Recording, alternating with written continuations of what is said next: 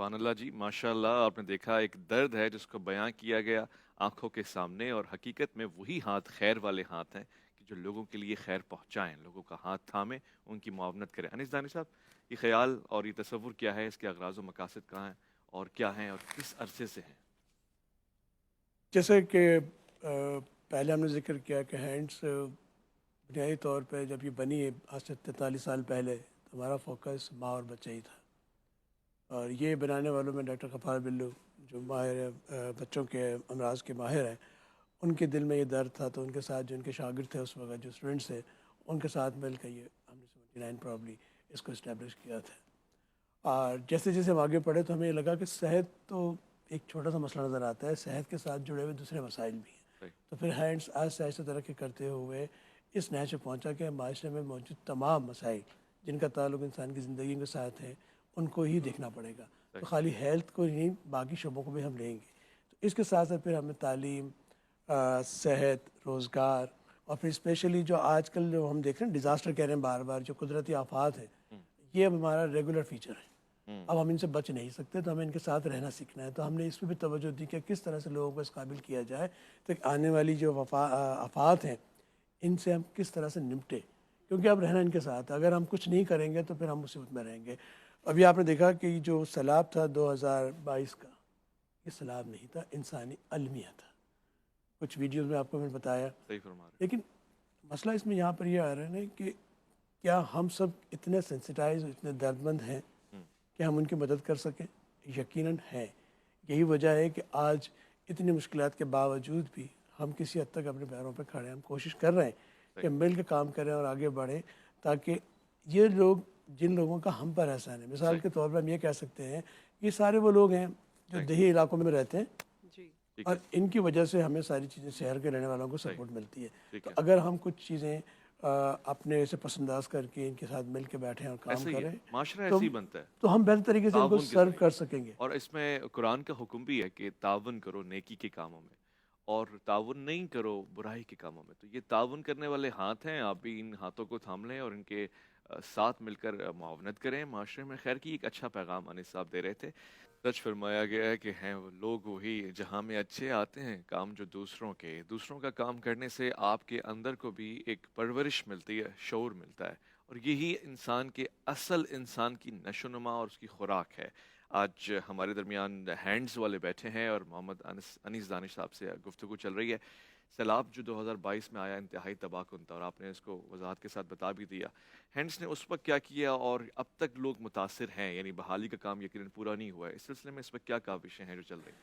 देखिए, हैंड्स के बारे में मैं थोड़ा सा और बताता चलूँ कि हैंड्स एक प्रोफेशनल डेवलपमेंट ऑर्गेनाइजेशन है, और इसका जो दायरा कार है काम करने का, वो पूरे पाकिस्तान में है।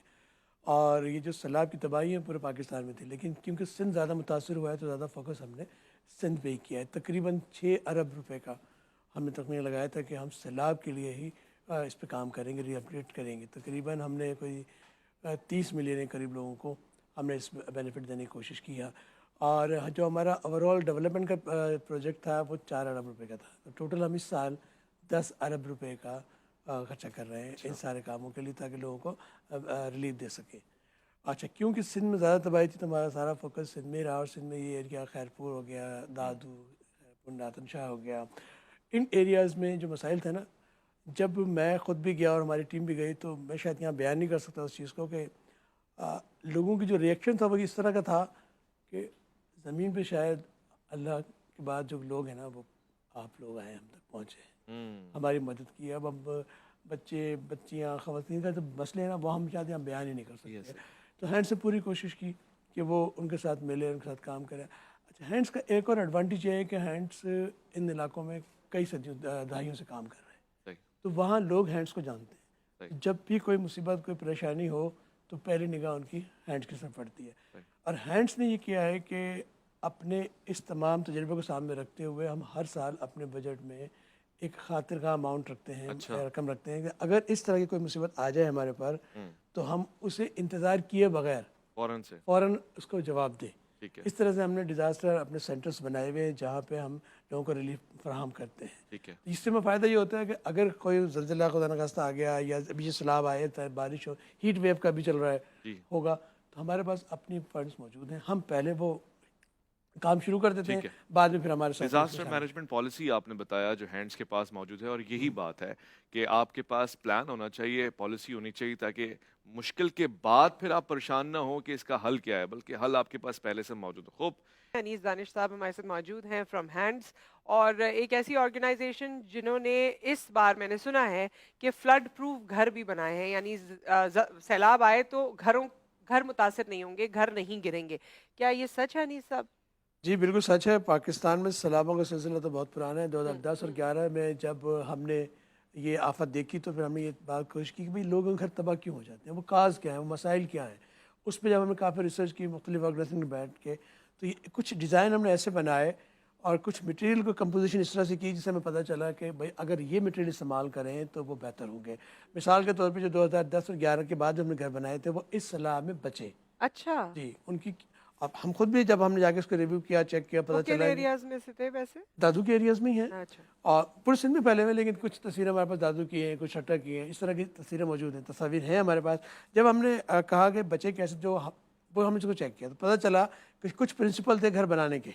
मिसाल के तौर पे आप ज़मीन से कोई 2 से 2.5 फीट ऊंचा करके घर बनाएं। घर बनाते वक्त जो मसाला जो मटेरियल इस्तेमाल हो रहा है उसमें आप चूने का आमेजिश करें, ख़ास रेशो के साथ चूना, भूसा, लोकल की मट्टी है वो, और फिर वो जो लोकल मेसन्स बना रहे हैं उनकी तरबियत की जाए ठीक है। ताकि वो सही तरह से मट्टी और गारे और ईंटों का अगर बना रहे हैं पक्का घर तो सही तरतीब से बना सकें। अदरवाइज़ होता क्या है कि हमारे जो मेसन्स हैं, जो घर बनाने वाले लोग हैं, वो इतने तरबियत याफ्ता नहीं है।